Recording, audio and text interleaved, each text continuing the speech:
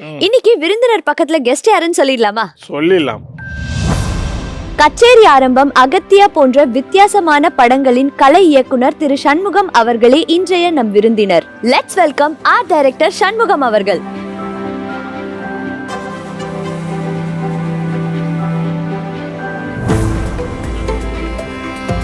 வணக்கம் சார், எப்படி இருக்கீங்க? நல்லா இருக்கிறேன். Super sir. ஸோ உங்களுடைய படம் அகத்தியா ரிலீஸ் ஆகி மிகப்பெரிய அளவில் வரவேற்பு பெற்றுட்டு இருக்கு. ஸோ நீங்கள் ஆஸ் அன் ஆர்ட் டைரக்டராக எவ்வளோ ஹாப்பி இந்த படத்தினுடைய வெற்றிக்கு? என்னென்ன ரெஸ்பான்சஸ் உங்களுக்கு வருது சார்? எல்லா பக்கம் நல்லா ஒரு சக்ஸஸாக இருக்குது. இந்த ஆயுர்வேதிக் பற்றி கொஞ்சம் டீட்டெயிலாக பண்ணிக்கிறீங்க அப்படிங்கிறாங்க. அது பெரும்பாலும் அந்த கிரியேட் வந்து டைரக்டர் தான் போய் சேரணும். ஏன்னா அது வருது எல்லாமே இப்படி பண்ண அப்படி பண்ண நிறைய நோட்ஸ் கொடுத்தாரு. அதை விட இன்னொன்று, அந்த படத்தோட ஹீரோ எனக்கு ஆல்ரெடி ஃப்ரெண்டு. அவர் கொஞ்சம் உள்ளே வரும்போது ரசித்து வந்து பார்த்து நம்மளை கொஞ்சம் என்கரேஜ் பண்ணி சொல்லுவார். அடுத்தவங்க பாராட்டும் போது கலைஞனுக்கு என்னென்னா, பாராட்டும் போது இன்னும் கொஞ்சம் எக்ஸ்ட்ரா பண்ணலான்னு தோணும். அப்போ டைரக்டருக்கு வந்து என்னென்னா ரொம்ப டேஸ்ட் உள்ள ஆள். அப்புறம் ஹீரோ வந்து பார்க்கும்போது எல்லாத்துக்கிட்ட அறிமுகப்படுத்தி வைப்பார், நம்மளுக்கு தெரிஞ்ச ஆர்ட் டைரக்டர் அப்படின்னு. இதெல்லாம் என்னன்னா பணத்தில் விட ஒருத்தர் பாராட்டுறது இன்னும் கொஞ்சம் ஹெவியாக ஒர்க் பண்ணுறதுக்கு தோணும். அதில் ரொம்ப உட்காந்து நைட்டு டே உட்காந்து ஒர்க் பண்ணுவோம். அந்த செட்டு பெரும்பாலும் நாங்கள் செட்டில் தான் ஒர்க் பண்ணோம். எல்லாம் யூபி தான் அதிகம் செட்டு. ஷூட் முடிஞ்சு நாங்கள் இது கிளம்பும்போதே 12 மணி நைட்டில் 12 மணிக்கு கிளம்பி வீட்டுக்கு வந்துட்டு படுத்து திரும்ப காலைல 5 மணிக்கு கிளம்பி 6 மணிக்கு அங்கே போவோம். ஓகே, அவ்வளோ ஹெவி ஒர்க்கு போயிட்டுருக்கு. அண்ட் சார், இந்த அகத்தியா படத்தில் உங்களுக்கு ஒரு செட் வந்து ரொம்ப சேலஞ்சிங்காக இருந்துச்சுன்னா அது எந்த செட் சார்? ஃப்ரெஞ்சு பேலஸ் மாதிரி ஓப்பனிங்லேயே ஒரு டைனிங் டேபிள் மாதிரி ஒரு செட்டை போட்டு வரும். அது வந்து ஏதோ ஒரு ஹாலிவுட்டில் பார்த்து ரெஃபரன்ஸ் கொடுத்துட்டாங்க. அது அப்படியே கொண்டு வர அப்படிங்கும்போது ரொம்ப சேலஞ்சிங்காக இருந்துச்சு. ஃப்ரெஞ்சு ஸ்டைலு அதே மாதிரி நம்ம பாண்டிச்சேரியோட கலாச்சாரம் ரெண்டும் சேர்ந்து அந்த பில்டிங்கில் இருக்கணும். கலர்ஸ் பார்த்தோம்னா நம்மளுக்கு செட் ஆகிற மாதிரி இருக்கணும். ஓவரால் ஸ்கல்ப்டர் பார்த்தோம்னா ஃப்ரெஞ்சு ஸ்டைல் வரணும். அது போட்டு நம்ம இது வரைக்கும் நம்ம அந்த மாதிரி ஒரு 40 அடி டேபிள் ஒன்று பண்ணினதே இல்லை. அது எப்படி பண்ண போகிறோம் ஃப்ரெஞ்சு நம்ம அந்த மாதிரி இந்த கலாச்சாரமே நம்ம பார்த்ததில்லை. இருந்தாலும் அதே மாதிரி வரணும், பார்க்குறக்கு ஃப்ரெஞ்சும் இருக்கணும். அது ஃப்ரெஞ்சு கொடி அப்பப்போ உள்ளே வச்சுருப்போம். ஏன்னா ஓரளவு விஷுவலில் வந்து ஃப்ரெஞ்சுங்கிறது வரல. சரி, ஃப்ரெஞ்சு கொடி உள்ளே வைப்போம். அவங்க ஃபுட்டு எப்படி வைப்போம், ஃப்ரெஞ்சு ஃபுட்டு இடையில சேர்த்து ஆட் பண்ணி ஒரு நல்லா வந்திருந்தது. ஸோ அந்த செட் ஒர்க் வந்து எவ்வளோ நாள் எடுத்துக்கிச்சு சார்? ஸோ டேரக்டர் வந்து என்ன சொன்னார் ஃபஸ்ட் டைம் இந்த செட் பார்க்குறப்போ? அதான் என்னென்னா, அந்த செட்டை அப்படியே வந்து ஒரு பேய் பங்களாக மாற்ற போகிறோம். அதோட ஸ்ட்ரக்சர் அப்படி இருக்கணும்ல, பார்க்குறக்கு பயமாக இருக்கணும். ஆனால் அதே வந்து ஃபஸ்ட்டில் பார்க்கும்போது அழகாகவும் இருக்கணும். அது வச்சு அந்த செட்டப் ரெடி பண்ணது. ஸ்ட்ரக்சர் ரெடி பண்ணி கிட்டத்தட்ட 1 மந்த் போச்சு செட் ஒர்க்கு. 1 மந்த்து போயிட்டு முடிச்சுட்டு அப்படியே உங்களுக்கு ஒரு 4 டேஸ் தான். நான் ஒரு 20 டேஸ் கேட்டிருந்தேன் திரும்ப செட்டப் மாற்றுறதுக்கு. ஓகே, ஏதோ கால் ஷீட் பிரச்சனையில் என்னாச்சு, எங்களுக்கு 4 டேஸ் தான் கொடுத்தாங்க. அந்த 20 நாள் வேலையை 4 நாளில் முடிக்கணும். டே நைட்டு ஃபுல்லாக எல்லாம் பிளாக் அடித்து அந்த வேர்களை தொங்கிட்டு அது பண்ணுறதுக்கு ஒரு 4 நாள் வந்து நாங்கள் ஃபுல்லாக அங்கேயே தான் ஒர்க் பண்ணிகிட்டே தான் இருந்து கண்டினியூவாக. ஏன்னா 20 டேஸ் கேட்டது ஃபஸ்ட்டு பட்ஜெட் கொடுக்கும்போது ஓகேன்ட்டாங்க. அப்புறம் அவங்கள்ட்ட டைம் இல்லை. 4 டேஸில் ஃபுல்லாக மாற்றினா பெரிய சேலஞ்சாக இருந்துச்சு. அண்ட் சார், இந்த மாதிரி ஒரு ப்ராஜெக்டில் ஒர்க் பண்ணும்போது ஆஸ் ஆர்ட் டைரக்டராக உங்களுக்கு மேஜராக வர ப்ராப்ளம் அப்படின்னா இந்த டைம் மேனேஜ்மெண்ட் அண்ட் வந்து பட்ஜெட்டில் வந்து இடிக்கிற விஷயங்கள். ஸோ அதை எப்படி நீங்கள் மேனேஜ் பண்ணுறீங்க? இது எல்லா பக்கம் பட்ஜெட் தான் பெரிய பிரச்சனையாக வரும். இருந்தாலும் அதை வந்து கேமராமேன் டைரக்டரோட உட்காந்து தனிப்பட்ட முறை உட்காந்து பேசும்போது இது இருக்குது அப்படின்னா ஒரு பெரும்பாலும் ஒரு எழுத்தாக தேவைப்படும். அது கரெக்டாக டைரக்டர்கிட்ட பேசிட்டோம்னா அது பட்ஜெட்டுக்கு நிப்பாட்டிக்கலாம். இல்லை நம்ம எல்லாத்தையும் பண்ணோம்னா ஒரு பாமார் ஃபுல்லாக எல்லாத்தையும் பண்ணணும். அப்படி பண்ணும்போது தேவையில்லாம் செலவு இந்த பக்கம் பின்னாடியெல்லாம் வரும். இதே பிரேம்னா அந்த பிரேமுக்குள்ளே மட்டும் ஒர்க் பண்ணிட்டோம்னா அந்த பட்ஜெட்டு டைமிங் இதாகும். ஸோ பொதுவாகவே வந்து ஒரு சில படங்கள் வந்து இப்போ நினச்ச மாதிரியான பிளானிங்கில் ஷூட்ஸ் போகாது. மேபி அந்த செட் வந்து திரும்ப ரீஒர்க் பண்ணுற மாதிரியான சுச்சுவேஷன்ஸ் மேபி இவங்க பேட்ச் எடுத்தாலோ இல்லை செகண்ட் ஷெடியூல் வந்தாலும் நடக்கும். அந்த மாதிரி இதில் ஏதாவது நடந்திருக்கா? நீங்கள் போட்ட செட்டை ரீஒர்க் பண்ணுற மாதிரி? அது வந்து ஒரு நாஞ்சி அப்படின்னு சொல்லி ஒரு கேரக்டர் வரும். அந்த கேரக்டருக்காக ஒரு வில்லேஜ் ஒன்று போட்டிருந்தோம்.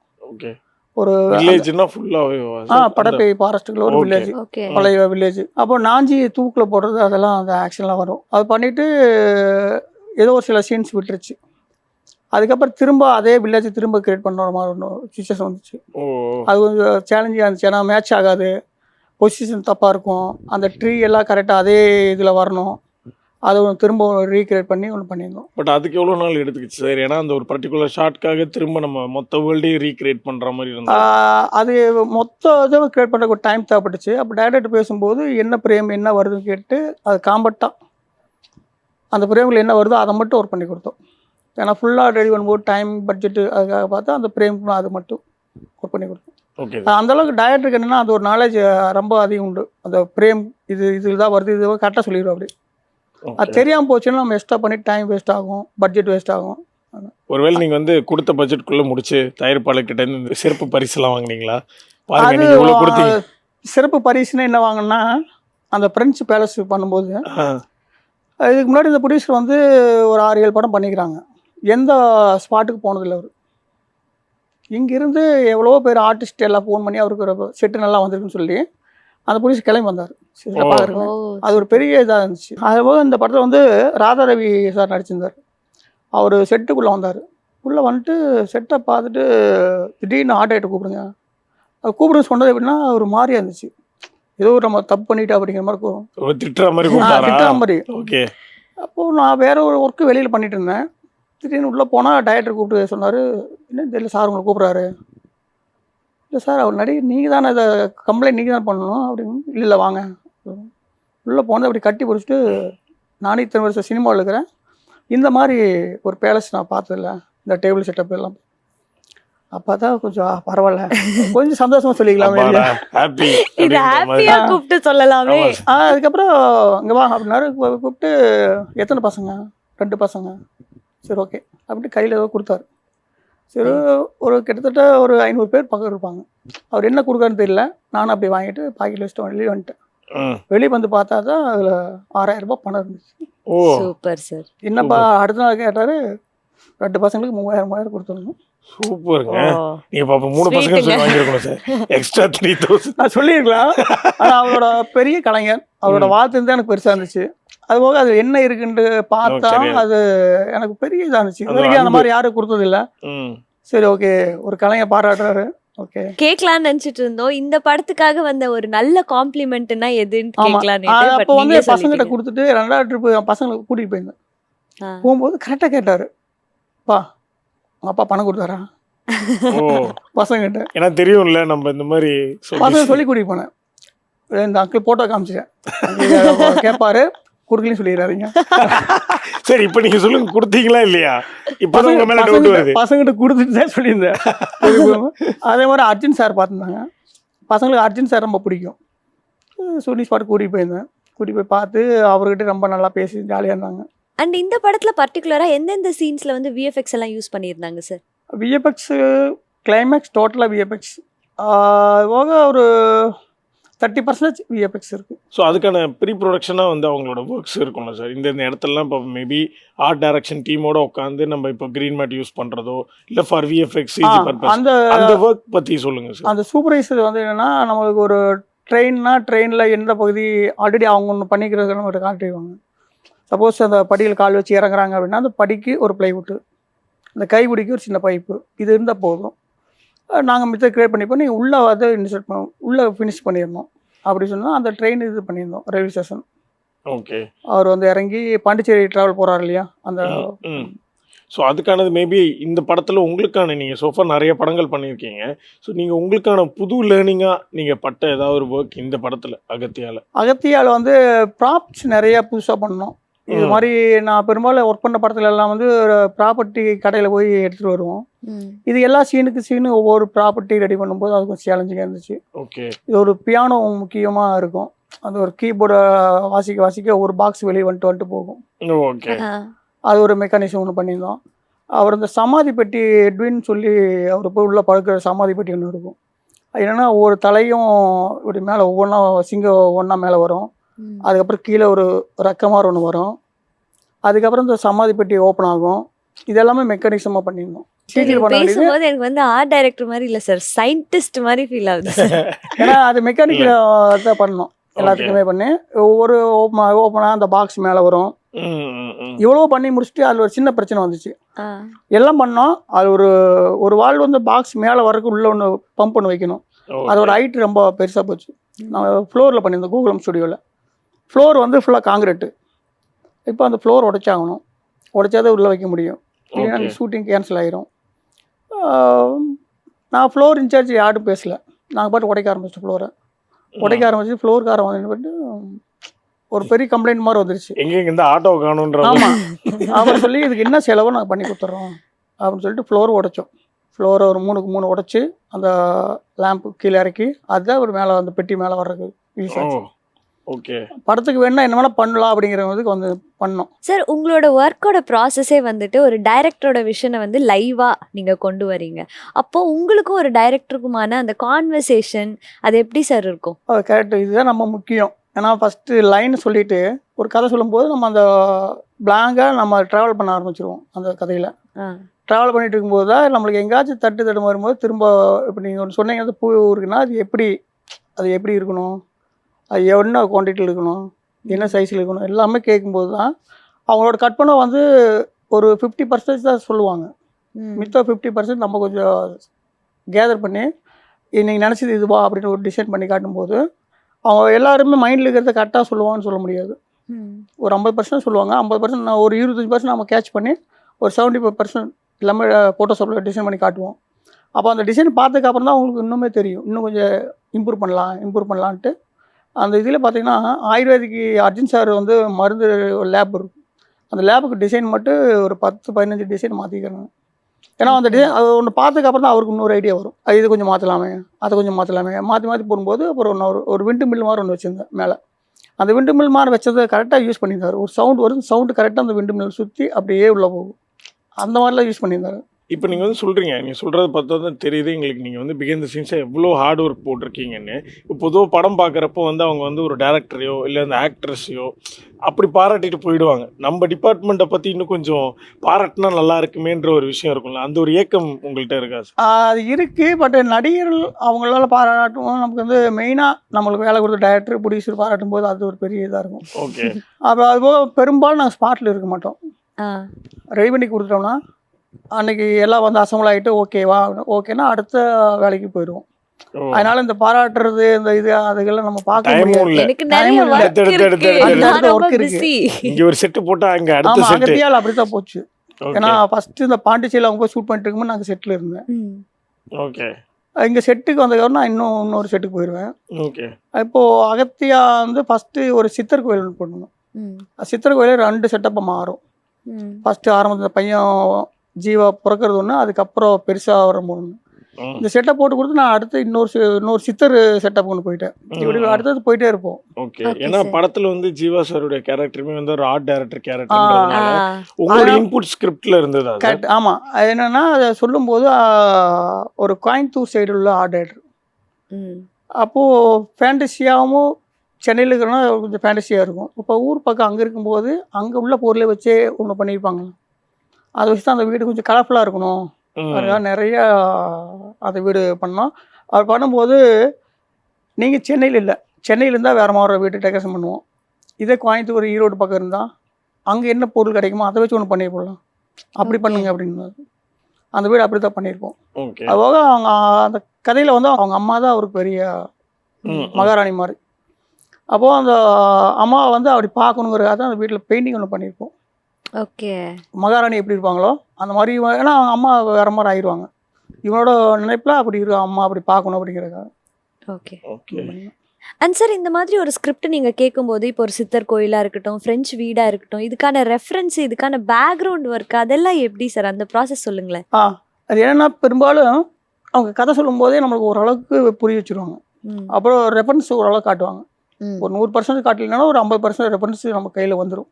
ஓகே. அதுக்கப்புறம் அந்த ரெஃபரன்ஸ் நம்மளுக்கு பிடிச்சிருந்தா அதிலே ட்ராவல் பண்ணலாம். இல்லைன்னா இதை தாண்டி நம்ம இன்னும் கொஞ்சம் ரெஃபரன்ஸ் எடுத்து நீங்கள் சொன்னது இது 2 ஒன்றாகுதை பாருங்கள் அப்படிங்கும்போது ஓகேன்னு ஓரளவுக்கு பிடிச்சிட்டோம்னா அங்கே அதை வச்சு ஸ்பாட்டில் ஒர்க் பண்ணும்போது அவரை டெவலப் பண்ணிக்கிறது. சப்போஸ் நம்மளோட செட்டில் வந்துட்டு இந்த லாஸ்ட் மினிட் சேஞ்சஸ், லாஸ்ட் மினிட்ல சில பொருட்கள் இல்லாமல் போகிறது, ஸோ இந்த மாதிரியான டென்ஷன் எப்படி சார் ஹேண்டில் பண்ணுவீங்க?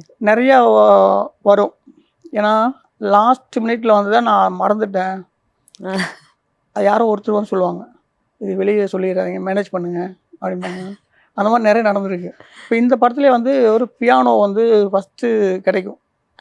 கிடைச்சா ஒரு பாதி தரையில் உள்ளே இருக்கிற மாதிரி இருக்கும் சீனில், அது மேலே தூக்கணும். ஃபுல் டீட்டெயில் எனக்கு ஆரம்பத்தில் சொல்லலை. அப்புறம் பார்த்தோம்னா ஒரு ரூமுக்குள்ள இருக்கணும், அந்த ரூமுக்கு ஒரு டோர் இருக்கணும், அந்த ரூமில் நிறைய பழைய பொருள் இருக்கணும், இப்படிலாம் சொல்லி சொல்லி சொல்லி சொல்லி ஒன்றை கேர் பண்ணி மூவியில் பார்க்கும்போது பிரமாண்டமாக இருந்துச்சு.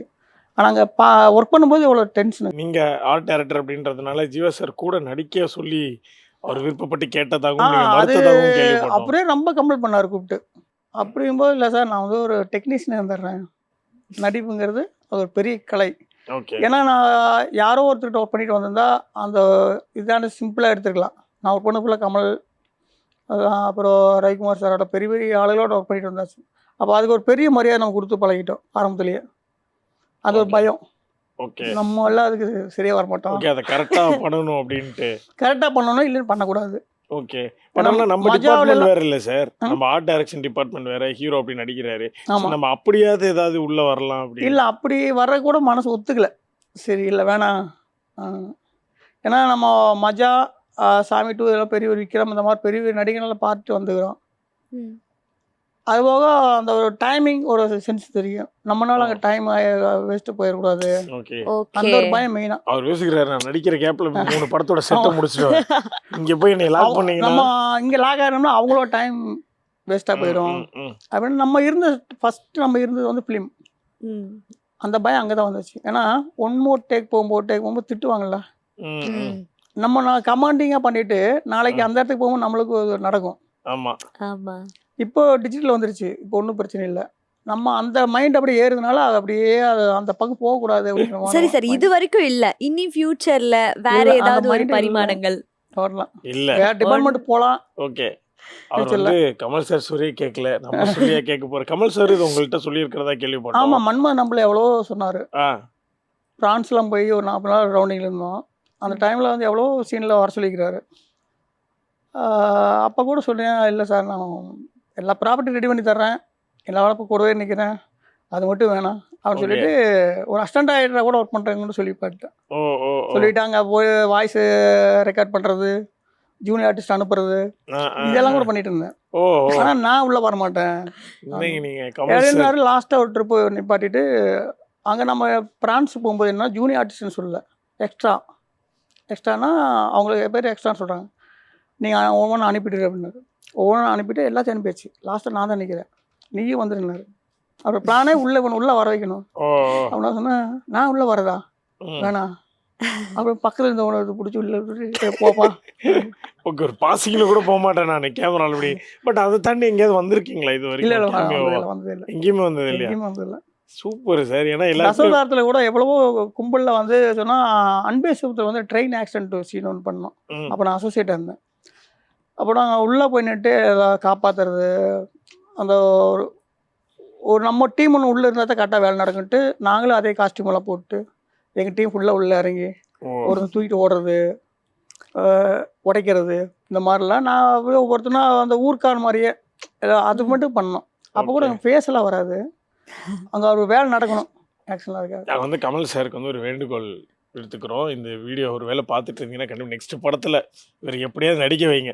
ஆர்ட் டைரக்ஷனுக்குன்னு கூப்பிட்டு ரூமில் லாக் பண்ணி இவரை ஃபஸ்ட்டு ஷாட் வச்சு ஓப்பன் பண்ணி. இது நடந்துச்சு. கச்சேரி ஆரம்பம்னு படம் பண்ணேன், அது இண்டிவிஜுவலாக ஃபஸ்ட்டு படம் இருக்குது. அது முடிக்கும் போது லாஸ்ட்டாக வந்து இமான் எல்லாமே வந்துட்டு சாங் ஒன்று போகணும். அந்த சாங்கில் எல்லா டெக்னீஷியன் வந்து ஒரு டான்ஸ் பண்ணணும். டைரக்டர் ஃபஸ்ட்டு, கேமராமேன் எல்லாம். லாஸ்ட்டாக நான் இன்னொரு செட்டு ரெடி பண்ணிட்டு இருந்தேன். என்னை கூப்பிட்டாங்க, எனக்கு தெரிஞ்சிடுச்சு நம்ம பிரேமில் ஆட வைக்க போகிறாங்க, முடியவே முடியாதுன்ட்டேன். அது மாதிரி இவர் ஆம்பளை சுந்தர்சி சார், அதுலேயே லாஸ்ட்டாக என்னோடய செட்டு அது செட்டில் ஒரு சாங் இருக்குது அப்படின்னாரு. அன்றைக்கி நான் அப்படியே லீவ் போட்டு போயிட்டேன்.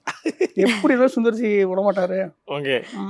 அண்ட் சார், இந்த படத்தில் ஜீவா சார் வந்துட்டு ஒரு ஆர்ட் டைரக்டராக இருக்காரு, அவரோட கேரக்டர் அந்த மாதிரி தான். ஸோ உங்ககிட்ட ஏதாவது ஒரு இன்புட்ஸ் அந்த மாதிரி வந்து கேட்டாரா? ஆர்ட் டைரக்டர்னா எப்படி இருப்பாங்க, என்ன மாதிரி? நான் ஆரம்பத்தில் நல்ல நண்பர், அவர் கேட்பார்.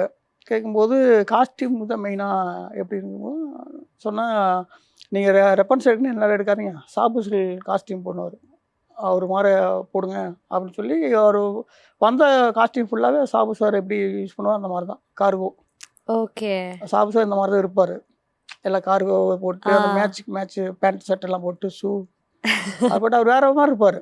அதை அப்படியே ஃபாலோ பண்ணுங்க அப்படின்னா அந்த அப்படியே ஃபாலோ பண்ணிப்பார். அண்ட் சார் ஷூட்டிங்ல பர்டிகுலர் சீனுக்காக செட் ப்ராப்பர்ட்டி எல்லாம் ரெடி பண்ணுவோம்ல, இப்போ கன் ரெடி பண்றது இல்ல ஃபேக்கான டாக்குமெண்ட்ஸ் ரெடி பண்றது, இதனால நீங்க பர்சனலா அது ரெடி பண்ணும்போது எந்த ப்ராப்ளமும் உங்களுக்கு வந்தது இல்லையா? இந்த படத்தில் வரல, ஏன்னா இதில் கொஞ்சம் அனுபவப்பட்ட எது எப்படி பண்ணணும்னு தெரியும், அதனால் இதில் வரல. இதுக்கு முன்னாடி நிறைய வந்திருக்கு. அன்பே சிவத்தில் வந்து ஒரு சில வந்திருக்கு. தசவதாரத்தில் வந்து ஒரு இந்த வயல் பாக்ஸ் ஒன்று பண்ணும்போது பிரச்சனை வந்திருக்கு. அது போலீஸ் ஸ்டேஷன் வரைக்கும் போய்க்கிறேன். என்ன சார் அதை எக்ஸ்பிளைன் பண்ணுங்க சார். அது என்னன்னா அந்த வயல் பாக்ஸ்ன்னு சொல்லி அப்போ யாருக்கு என்னன்னு தெரியாது, வயல் பாக்ஸ்னு எப்படி இருக்குன்னு தெரியாது. அப்போது நீங்கள் எப்படியாவது போயிட்டு ஒன்று பண்ணுங்க அப்படின்னு கமல்சார் சொல்லியிருந்தா. அப்புறம் ஈகாட்டு தாங்கில் வந்து ஒரு லேத்தில் ஒர்க் பண்ணும்போது அவருக்கு நான் என்ன சொல்கிறேன்னே புரியல. அவருக்கு புரிய வைக்க தெரியல. அது எப்படி வரணும்னு எனக்கும் தெரியாது. டெய்லி ஒர்க் பண்ணுறாரு. ஒரு 3 நாள் அவரும் ஒர்க் பண்ணி கொடுக்குறாரு. இதை மாற்று அதை மாற்று இது மாற்று. நான் செய்கிறது எல்லாமே சின்ன சின்ன பாட்டாக வித்தியாசமாக இருக்குது. அவருக்கு அது வித்தியாசமாக இருக்குது. சின்ன பாட்டு வேறு மாதிரி பண்ணுறானே, இவன் என்ன பண்ணிட்டு இருக்கிறான்னு சொல்லவும் மாட்டேங்கிறான், நான் ஏதோ பண்ணிகிட்டே இருக்கிறான் அப்படின்ட்டு போலீஸ் ஸ்டேஷன் சொல்லிட்டாரு. வந்து பாட்டு நீ என்ன பண்ண போகிறேன்னு. வயல் பாக்ஸ்னால் சிறுசாக இருக்குது, இது என்ன, இது எங்கே வெடிக்குமா என்ன ஏன்னெலாம் கேட்குறாங்க. இது வெடிக்காது. நான் சொன்னேன் இதுலேருந்து ஒரு சொட்டு கீழே விழுந்தா கதையில் இருக்கிற நான் சொல்லிட்டு இருக்கிறேன், கீழே விழுந்தா இந்தியா விளைஞ்சிரும். அப்போ நீ யார் அப்படிங்கிறாங்க. இவர் அங்கே வந்தவங்களுக்கு கதை எக்ஸ்பிளைன் பண்ணி லாக் ஆகிட்டாரு. ஐயோ தப்பான இடத்துல தப்பான விஷயம் சொல்லிட்டு போல தெரியுன்ட்டு அதுக்கப்புறம் ராஜ்கமல்லேருந்து அவங்க லெட்டரை கொடுத்து இல்லை இது படத்துக்காக படத்தில் நடக்கிறது உங்ககிட்ட சொல்லிட்டாரு. செம்ம எக்ஸ்பீரியன்ஸ் சார். ஷாக்கே இருப்பாங்க அந்த போலீஸ். ஏன்னா அந்த அவ்வளோ அப்படி இருக்கும்போது அதுக்குள்ள தருவதுக்கு அவ்வளோ பவர்னு இருக்கும். ஓகே. அதே மாதிரி இன்னொன்று ஒரு பாஸ்போர்ட் ஒன்று ரெடி பண்ணும்போது நடந்துச்சு. அது என்ன படத்துக்கு சார்? கன்னத்தில் முத்தமிட்டால் மூவியில் ஒரு பாஸ்போர்ட் சீன் ஒன்று. அப்போ அந்த சீல் நாங்கள் பக்காவாக இருக்கணும், அந்த க்ளோஸ்அப் ஷாட் வைக்கிறோம் அப்படிங்கும்போது ஒரிஜினலாக இருக்கணும். ஏன்னா அப்போ ஆர்ட் அசிஸ்டண்ட் சித்தார்த், இப்போ ஹீரோ இருக்கார் இல்லைங்களா, அவர் தான் ஆர்ட் அசிஸ்டண்ட்டு. எங்களுக்கு பார்த்துக்கிறது அசிஸ்டண்ட் ஆகிட்டார் அவர். அப்போ நானும் அவரும் தான் எல்லாம் ஒன்றா சுற்றிட்டு இருப்போம் அந்த ப்ராப்பர்ட்டி கலெக்ட் பண்ணும்போதுலாம். அப்போது வடபழனியில் பார்க்கும்போது சீல் கரெக்டாக சைஸ் வச்சு நான் ஒர்க் பண்ணி கொண்டு போகும்போது அவன் சொன்னால் சீல் கரெக்டாக பண்ண முடியாது, இல்லை இப்படி தான் வேணும் அப்படிங்கும்போது சரி ஓகே நான் பண்ணி தர உட்காருங்க டீ ஆர்டர் பண்ணிவிட்டு வடபழனி ஸ்டேஷனில் அவர் சொல்லிட்டாரு ஃபேக்காக ரெடி பண்ணிட்டு பாஸ்போர்ட்டு. சார் இங்க ஒருத்தர் வந்திருக்காரு, பாஸ்போர்ட் ரெடி பண்றாரு. பாஸ்போர்ட் ஆல்ரெடி நாங்கள் ரெடி பண்ணிட்டோம். இது என்னன்னா சீல் குத்தி அதை குத்திட்டா சரி உங்க செக் பண்ணிட்டோம் அப்படிங்கிற சீல் அது. அது இருந்தால் நம்ம பெரும்பாலும் எல்லா ஸ்ரீலங்காவுக்கு போயிட்டு வந்துடலாம். அதுக்கு அப்படி பண்ணும்போது தான் போலீஸ் கேட்கும்போது அதில் சொல்லி இல்லை அப்புறம் தான் அட்வைஸ் பண்ணாங்க, எதையுமே நீங்கள் ரெடி பண்ணும்போது பெருசாக பண்ணுங்கள், கொஞ்சம் இல்லைன்னா சிறுசாக பண்ணிக்கங்க, இல்லைன்னா நீங்கள் பண்ணுறது ஃபேக்காக ரெடி பண்ணுறீங்கன்னு அர்த்தம் அப்படிங்கும்போது அதுலேருந்து டம்மி நோட்டெலாம் அவங்க ரெடி பண்ணால் கூட நாங்கள் ஏதாவது பேங்க் ஆஃப் ரிசர்வ் பேங்க் அப்படிங்கும்போது ஏதாவது ஒரு எழுத்தை மாற்றி போடுவோம். அதே மாதிரி தலைவன் ஒரு படம் வந்துச்சு, பாஸ் பண்ணியிருந்தார் ஜே டிவியிலேருந்து. அதில் ஒரு மூட்டை நோட்டே அடித்தோம், 1000 ரூபாய் நோட்டு. அது அடிக்கும்போது என்னன்னா நானே ஸ்கேன் பண்ணி நானே பிரிண்ட் போட்டேன். ஏன்னா வெளியில் பிரிண்ட் போட மாட்டேங்கிறாங்க. அது போட்டு எடுத்துகிட்டு போய் பார்க்கும்போது அந்த ஒரிஜினல் பேப்பர் அப்படியே வரணும். அது என்ன பேப்பரில் பிரிண்ட் பண்ணுறாங்களோ அந்த பேப்பர் வாங்கி பிரிண்ட் போட்டோம். ஏன்னா அதுக்கு யாரும் வரப்போகுது. அப்போது கிட்டத்தட்ட ரசிகர் மன்றம் எல்லாம் நிறைய பேர் வந்திருந்தாங்க, ஒரு 1000 பேர் இருந்தாங்க. அடிக்கும்போது ஒரிஜினல் நோட்டாகவே இல்லை, எடுத்து மடித்து பாக்கெட்டில் வச்சிட்டாங்க. நாங்கள் எவ்வளோ மைக்கில் சொல்கிறோம் இது டூப்ளிகேட் நோட்டு எடுத்துகிட்டு போகாதீங்க செல்லாதுன்னா, நாங்கள் என்ன பண்ணோம் அந்த எழுத்தை மாற்றி போட்டு யாருக்குமே தெரியல. ரிசர்வ் பேங்க் ஆஃப் அப்படிங்கிறதுல ஒரு எழுத்தை திருப்பி மட்டும் போட்டுருக்கோம். 6னா 6 இப்படி வரும்னா அந்த 6 இப்படி திருப்பி போட்டுருக்குது. அது நல்லா பார்த்தா தான் தெரியும். அப்போ தான் அங்கே ஒரு போலீஸ் வந்துட்டாங்க. சொன்னாங்க நீங்கள் 6 இப்படி திருப்பி போடுறது யாருக்கு தெரியும்? சிட்டியில் இருக்கிறவங்க தெரியும், படித்தவனுக்கு தெரியும். செங்கல்பட்டு தாண்டிக்கிறவனுக்கு 6 திரும்பி இருக்கா திரும்பியும் தெரியாது. இதுவே தப்பு, இனிமேல் பண்ணாதீங்க அப்படின்னு அட்வைஸ் பண்ணியிருந்தாங்க. ஓகே, எனக்கு என்னமோ இந்த ஆர்ட் டைரக்டர் புக் பண்ணணும்னா முன்னாடி ஒரு முன்ஜாமீன் வாங்கி வச்சுட்டு அதுக்கப்புறம் ஆமாம், ஏன்னா நம்ம ரியலிஸ்டிக் அப்படின்னு போகும்போது அது கொஞ்சம் பிரச்சனை தான் வரும். ஓகே, எத்திச்சு கமல் சாராக இருக்கட்டும் இல்லை மணிரத்னம் சாராக இருக்கட்டும் வெயிட் பண்ணிட்டு இருந்திருப்பாங்க, ப்ராப்பர்ட்டி கலெக்ட் பண்ண சொன்னோம், எங்கே ஒரு ரொம்ப நேரமாக காணும் அப்படின்றப்ப பார்த்தா அதே மாதிரி மன்மன் நம்மளை கமல் சார் இப்படி கையில் பிடிச்சிருப்பாரு. இந்த பக்கம் ஒரு கத்தி இருக்குது, இந்த பக்கம் ஒரு கத்தி இருக்கு, இப்படியும் குத்துவாங்க இப்படியும் குத்துவாங்க. இப்படி ஒரு கத்தி இல்லையே சார் அப்படின்னு. எனக்கு அப்படி வேணும், அது ஒன்று ரெடி பண்ணோம், பக்காவாக ரெடி பண்ணோம். ஓகே, குத்துலாம் ஆனால் குத்தும் படக்கூடாது, இது உள்ளே வந்துடணும் இது உள்ளே வரணும். ஓகே, அந்த மாதிரி நிறையா எனக்கு இந்த மாதிரி ஒர்க் தான் நிறைய பண்ணிக்கிறேன். ஓகே, அதே மாதிரி விருமாண்டி படத்தில் ஒர்க் பண்ணும்போதும் அந்த ஜெயில் போர்ஷன் ஆமா ஆமா ஆமா. ரொம்ப ஹெவி ஒர்க் அதில் எல்லாம். ஓகே. எனக்கு இந்த மாதிரி நீங்க இந்த ஆயுதெல்லாம் செய்யறத பார்த்தா இந்த மோதிரத்தை பார்த்த பயமா இருக்கு. மோதிரத்துல என்ன பண்ணி வச்சிருக்கீங்க அப்படின்றது. இல்லை இந்த மோதிரம் அப்படிங்கும்போது இதுலேருந்து தோணும் திருப்பிட்டாரு பாருங்க. ஏதாவது ஒன்று வெளியில் வரணும் ஓ அப்படின்னு தோணும்போது அந்த மாதிரி உட்காந்து ஒர்க் பண்ணிக்கிறோம். மெக்கானிக்ஸில் வந்து ரொம்ப interest. Super okay sir. Sir. Sir பல வித்தைகளை விரல்ல வச்சிருக்காரு. அண்ட் சார் உங்களோட கெரியர்ல நிறைய படங்கள் நீங்க வந்து கமல் சாரோட ஸ்பெண்ட் பண்ணியிருக்கீங்க. விருமாண்டி, அன்பே சிவம், தசாவதாரம். ஸோ இந்த படங்கள்ல அவர் கூட ஒர்க் பண்ணும்போது நீங்க கத்துக்கிட்ட விஷயம் அண்ட் அவர்கிட்ட இருந்து இன்ஸ்பயர் ஆன விஷயம் சினிமா மேல அப்படின்னா என்னென்ன சார்? கமல் சார் சொல்ல போனால் என்னென்னா ஒரு சாதாரண கடைசியில் இருக்கிற டெக்னீஷியன் வரைக்கும் அங்கே என்ன நடக்குன்னு தெரிஞ்சுக்கணுங்க ஆசைப்படுவார். எல்லோரும் என்னென்னா பிரேம் சொல்ல மாட்டாங்க, இந்த ஏரியா கேமரா திருப்பிட்டாங்கன்னா இது ஃபுல்லாக ரெடி பண்ணிட்டு இருப்பாங்க. கமல் சார் தான் எனக்கு என்ன விருமாண்டியில் அப்போ கூப்பிட்டு நான் விஷுவல் கம்யூனிகேஷன் டிசைன் கும்பகோணத்தில் படிச்சிருந்தேன்.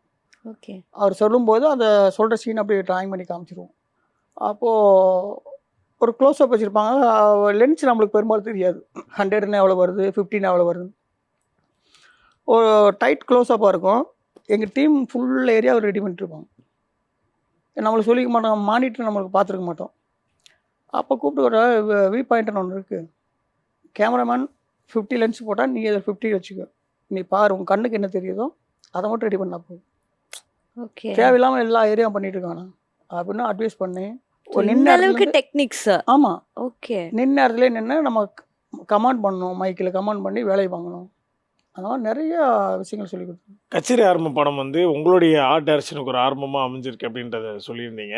ஸோ அதில் நாங்கள் இது வரைக்கும் பார்த்து ரசித்த அந்த பர்மா பசார் காமெடி ஆமாம், அது பெரிய விஷயமா இருந்துச்சு. என்னென்னா அவர் வந்து அவர் கடையில் வேலை பார்க்குறான்னு சொல்லி லொக்கேஷன் பார்க்க போனோம். லொக்கேஷன் பார்க்க போகும்போதே அவ்வளோ க்ரௌடு.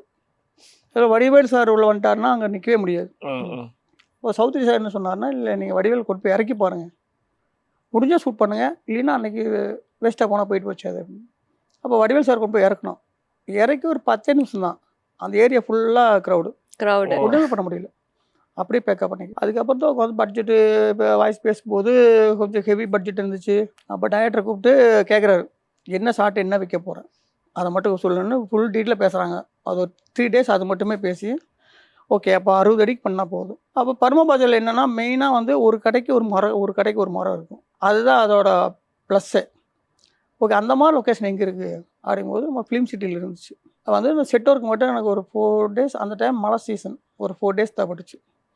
ஃபுல்லாக பண்ணிவிட்டு பர்மா பஜாரில் போய்ட்டு அந்த கடையிலேயே பணத்தை கொடுத்து மெட்டீரியல் கொண்டு வந்து கடிக்கணும்.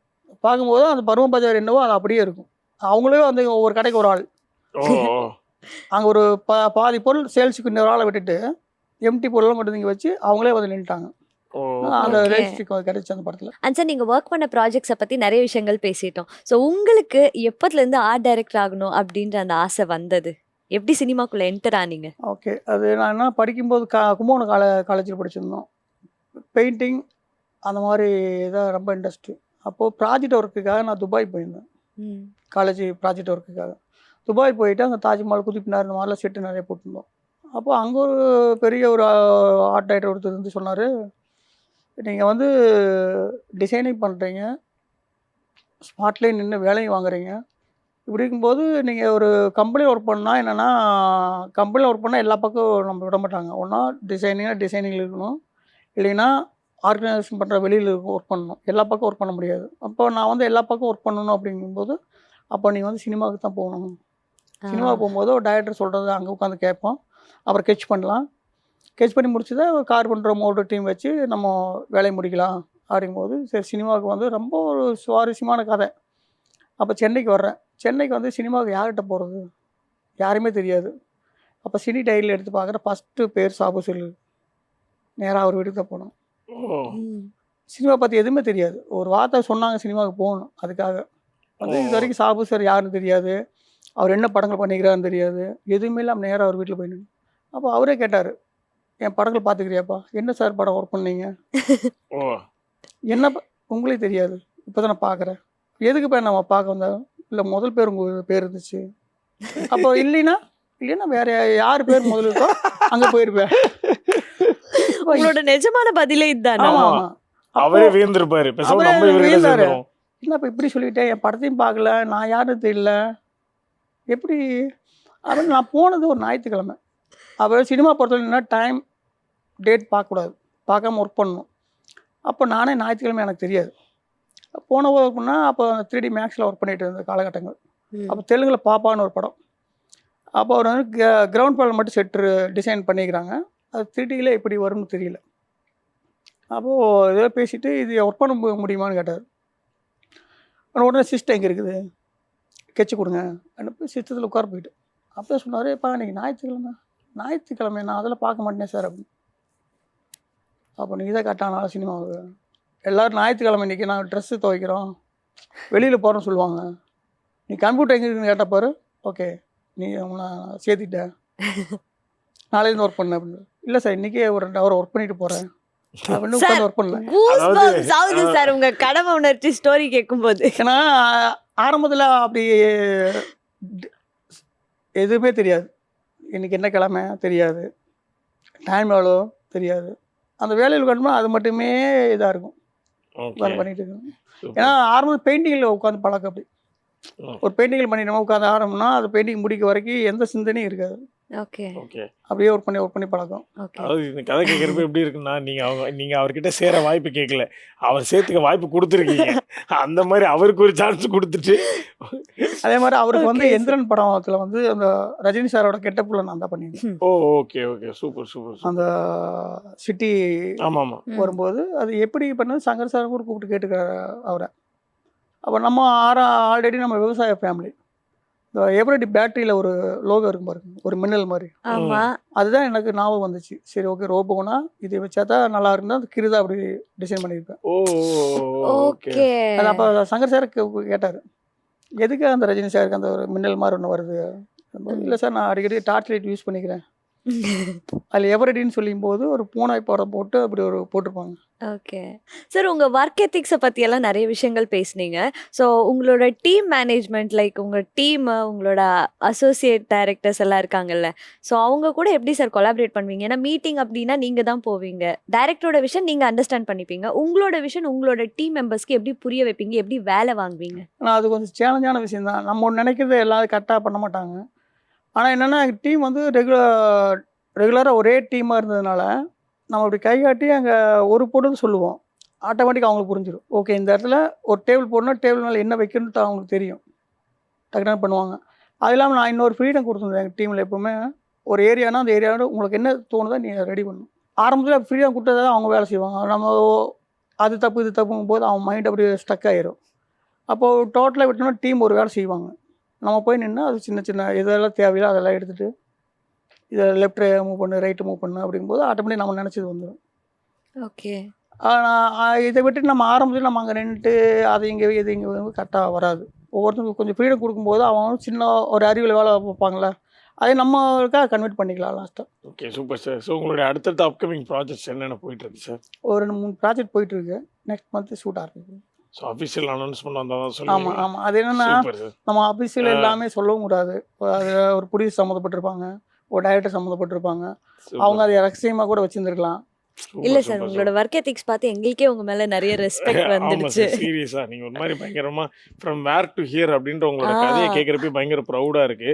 உங்களோட ஒர்க்ஸ்லாம் கேட்கறப்ப அவ்வளோ பிரமிப்பா இருக்கு. உங்களுடைய அப்கமிங் ப்ராஜெக்ட்ஸ் எல்லாமே சூப்பர் டூப்பர் வெற்றி பெறணும்னு சொல்லி ஜெயா டிவி டீம் சார்பாக வாழ்த்துக்கள் தெரிவிச்சுக்கிறோம் சார். நன்றி. Thank you thank you so much sir.